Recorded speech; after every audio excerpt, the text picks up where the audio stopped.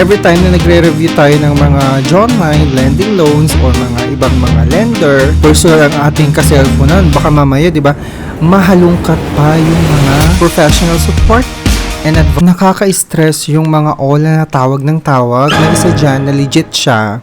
Tawag siya ng tawag, nakakaloka yung nanay ko, haras na. Siya yung tinatawagan kapag hindi ko nasasagot. Kaya naman buti lang meron tayong fresco. O, diba? Pangtanggal stress sa mga hindi makaantay. Charot lang.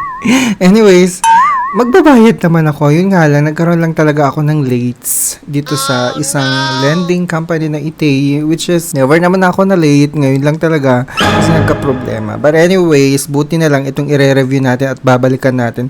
Hindi marunong mangharas. Charot. Hindi siya makulit, kumbaga. Sino ba itong tinutukoy ko na Itechi Warrior? Of course, walang iba, kundi ang nag-iisang may malasakit na online loans. Si Finbro.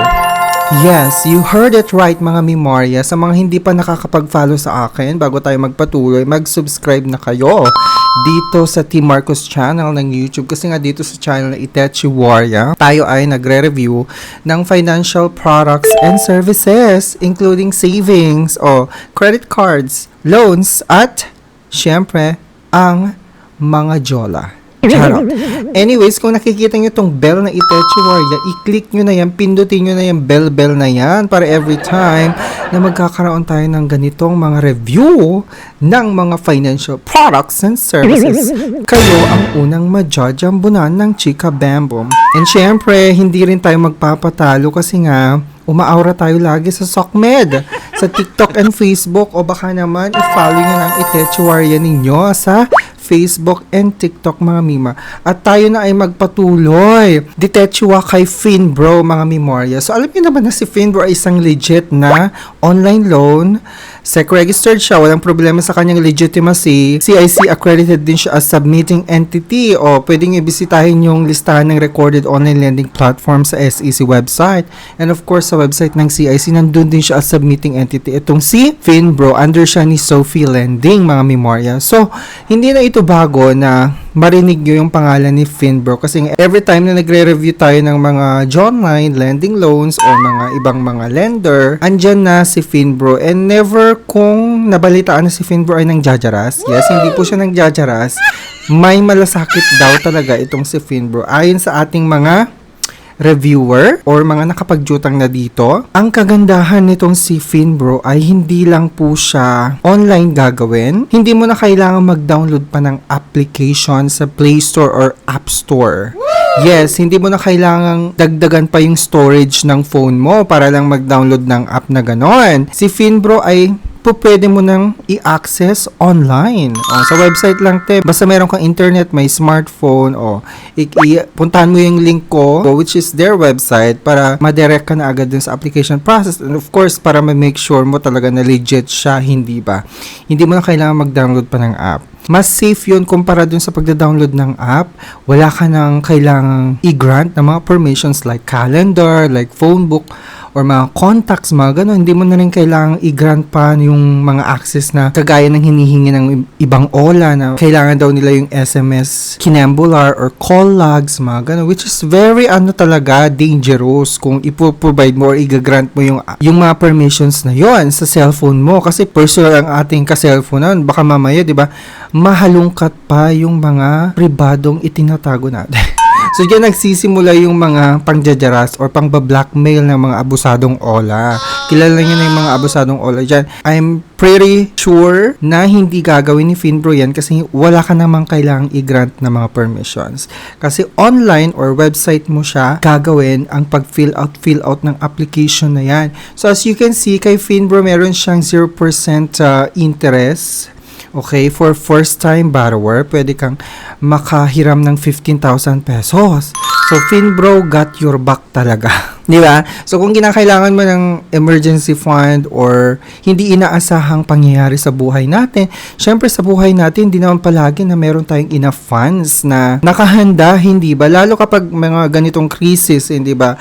So, kakailangan talaga nating lumapit, di ba, sa mga lenders. Which is, nagpapasalamat tayo kasi in times of need, nandito sila. Hindi na tayo kailangan lumapit pa sa ating mga kakilala, sa ating mga kaibigan, kapamilya, katrabaho.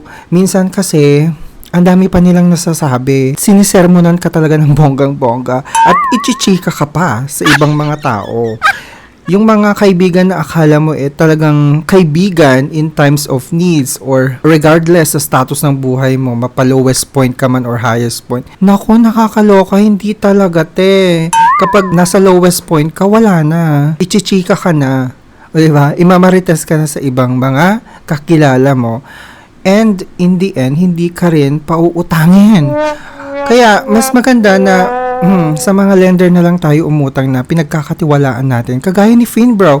So, si Finbro ay nag-o-offer ng minimum of 1,000 pesos for new clients. Of course, so for new clients, yan, as you can see, 1,000 pesos up to yun nga, 15,000 pesos, di ba? Kapag repeated borrower ka na, you can loan up to 50,000 pesos. This is gradually, gradual increase to high. Hindi yung isang bagsakan na ibibigay sa yung 50,000 pesos. Hindi naman kasi gaya ng mga bangko, mga traditional bank na kung ano yung gusto mong amount na uutangin based on the limit din, yung maximum limit na ino-offer nila, pwede mo na siyang mautang. Dito kasi gradual. So, kailangan magpakitang gilas ka para syempre makita na ikaw ay good payer or maganda ang payment history mo. Then you can get up to 50,000 pesos, no? And kapag first time ka, let's say for example 1,000 pesos ang jujutangin mo, today is April 10, you have a month, no? A month frequency. So, hindi lang siya 7 days. Hindi siya 7 days, hindi siya 14 days, kundi isang buwan siya, Isang buwan mo siyang babayaran. So, as you can see here, 1,000 pesos, for example, April 10 ngayon, so May 10 ang next na due date mo or payment date. Okay, and they also have 12 months tenure. What's this 12 months tenure na to? Pwede mo rin kasi itong i-installment kung hindi ka makakapagbayad on a full payment. So, let's say partial, or you can do it installment. So, recommended ko itong 12 months na to kapag malaki yung amount na jujutangin mo. So, syempre marami nang natutuwa kay Finbro. 98% nga daw of customers are very satisfied with Finbro service. Kasi nga, yun nga, sabi ko nga sa inyo, maraming nasasabi na hindi siya nang jajaras. Kapag na-late sila, bibigyan sila ng parang payment options. Very flexible naman kasi ang payment options niya. Pwedeng i-partial, pwedeng full payment, pwedeng installment. Basta kapag payment reminder, kapag may mga tatawag sa inyo na taga Finbro, reminding you of your payment due, sagutin mo lang. And kung wala talagang maibabayad on time na buo, pwede mo silang kausapin. Bibigyan ka naman ng options para at least may movement yung account mo. Kaya siya pinipili kasi nga, kapag nag-a-apply itong mga borrower na to, only takes one valid ID lang ang kailangan. Woo! And yung selfie. So, yung payslip kasi, yung payslip document is not required. Okay. Get the application approved within few minutes and very convenient, kaya na sinabi ko kanina, 24/7 yung pag-a-apply sa kanya. Pwede mong gawing weekend, Saturday, weekends, tas madaling araw, di ba? Pag emergency talaga, pag nagkaroon ka ng emergency, nasa daan ka, nasa labas ka, hindi ka makapag-withdraw sa mga bangko kasi nga close na at minsan nag-go-offline talaga and wala kang matakbuhan, kundi kay Finbro, diba? So, 24/7 siya pwedeng access yung website nila. Very easy and fast yung service. All you have to do is to select the amount na gusto mong utangin, fill out the application form, and then you get approved in just a few minutes, and then upon approval, you receive the amount na niloan mo sa inyong bank account. Alright, so, dun tayo sa legitimacy niya. So, as you can see dito sa baba niya, si Finbro ay under ni Sophie Lending or Sophie Financing Inc. Okay, operating under the name of finbro.ph. Meron siyang SEC registration, SEC authority. So, check nyo yan. And very easy to contact yung customer care nila. You can contact them via Smart and Globe. Diba? So, pwede mo rin siyang i-email.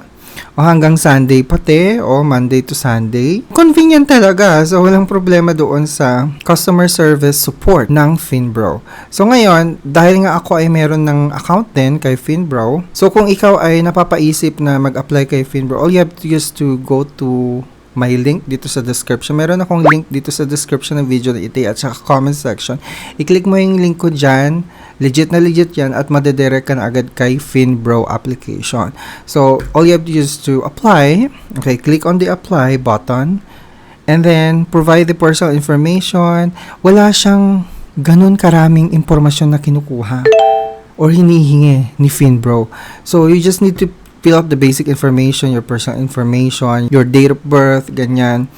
Tapos yung yun nga, yung gender, civil status, ganyan, contact information. At ang kagandahan nito, walang mga reference na kinukuha. Diba? Ang ganda. Hindi gaya ng mga OLA na iba dyan, nangunguha ng 3 references, mga 5, Si Finbro, as in yung contact information mo lang yung kailangan. Tapos yung mobile phone number and email. Tapos magsiset ka ng verification, password, for your account, ganyan-ganyan. So, napakadali lang siya. Then, magkukontinue ka na. So, kapag may account ka na with Finbro, meron pa silang pa-security feature na ganito, protect your account with a passkey. So, safer and faster than password. Use your device, Face ID, fingerprint, or PIN to sign in faster. So, pag ganon, pwede mo siyang gawin yan. Mag-register ka lang. But for me, not now. So, pinapakita ko lang sa inyo yung sa akin. So, as you can see, I have up to 6,000 pesos na credit limit sa kanya na pwedeng mautang. So, I can do 1,000 if I would like to, up to 6,000 pesos, and I have 30 days, up to 30 days. So, hindi lang siya 7 days. So, though may options ka naman for 7 days, 10 days, 11 days, 12 days, hanggang 30 days siya, na payment frequency. So, it's very flexible. So, kung meron ka ng pera in just 7 days, then you can do it in just 7 days. Pwede ring 20 days, 21 days, mga ganon. So, up to 30 days. Very, talaga siya, flexible, So, yung interest niya is pretty much acceptable na rin. So, if I say 6,000 yung uutangin ko, 360 pesos yung kanyang interest. Tapos, may processing fee siya na 360 pesos din. So, yung aking tenure or loan tenure, I can pay it up to 12 months. For installment na yan. So, ibig sabihin, kung hindi ko mababayaran in full within 30 days na sinet ko as the payment frequency, I will have the option to pay it via installment, which is 12 months. Ganar. So, kung ready ka na yan, mag-apply ka na, i-click mo lang yung button na yan, apply na yan, ganyan. Tapos, kung may pa-prompt na ganito na dialog box na finbro.ph would like to use your current location. Yes, i-allow mo lang yan. Yan lang naman gusto niyang i-verify yung address mo. Okay. So, hindi naman yung big deal, hindi ba? Tapos, meron din silang tinatawag na Borrower's Advantage Package. So, na-explain ko na to before na itong si Borrower's Advantage Package is a feature or value-added service ng Finbro wherein kapag pinili mo siya, ito yung mga rights na meron ka. Ito yung mga benefits. So, debt cancellation in case of borrower's debt or permanent disability. So, hindi mo na kailangang bayaran pa yung pagkakautang mo kay Finbro. In case, wag naman sana, in case of debt, nategi ka or may nagka-permanent disability ka, canceled na yung outstanding loan mo or utang mo kay Finbro kapag ganun ang nangyari. Tapos, ito nga, possibility to receive professional support and advice in case of financial difficulties. Tapos, priority automated credit scoring. Tapos, possibility to receive discounted payment plan offer in case of loan delinquency.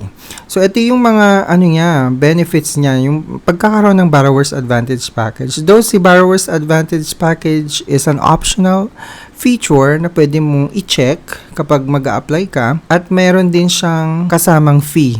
May fee siya. Mga mima, i-check nyo mabuti yan. Gagaya nito, let's say, pipiliin ko yung yung Borrower's Advantage Package, naka-check yan. So, meron siyang processing fee na 360 pesos, may interest din siya na 360, di ba?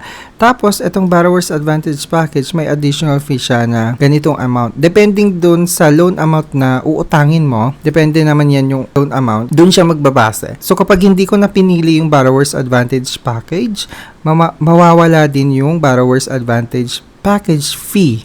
So, ngayon, mag-a-ask si Finbro na kailangan mo mag-upload ng COE with compensation. Oo. So, this would be, provided by your HR. Tapos, naka-address daw siya kay Sophie Financing Inc. and signed by your HR. Tapos, i-upload mo yan para sa, katunayan na talagang tuloy-tuloy yung employment mo or yung pagtratrabaho mo sa kumpanya na pinagtratrabahuan mo. So, kung ayaw ko ng ganyang ka-hassle, mag-Borrower's Advantage Package na lang din ako. Tapos, i-continue ko lang yan. Then, you wait for a few minutes. Mabilis yung resulta ng application ni Finbro. So, kapag kayo ay nakapag-try na kayo, Finbro, pa-comment naman dito sa video na ito para magkaroon din kami ng idea how much the loan amount na na-approve sa inyo. At sa mga hindi pa nakakapag-apply or first time kay Finbro, you are lucky kasi nga magkakaroon ka ng 0% interest for your first time borrowing. Kapag mga first time borrowers kay Finbro. Kung interesado ka, then go ahead and click mo na yung link ko dito sa description or comment section ng video na ito or iscan mo tong QR na ito para madirect ka na doon sa application process ng Finbro at mag-iingat kayo sa mga nanggagaya, sa mga legit na mga online loans kagaya na Finbro ha. Kaya mas maigi na i-check nyo yung links ko dito sa comment section para iwas ka mga memorya. And of course, wag na natin kakalimutan maging responsabling jutangera. Till our next video, maraming salamat and bye! Thank you!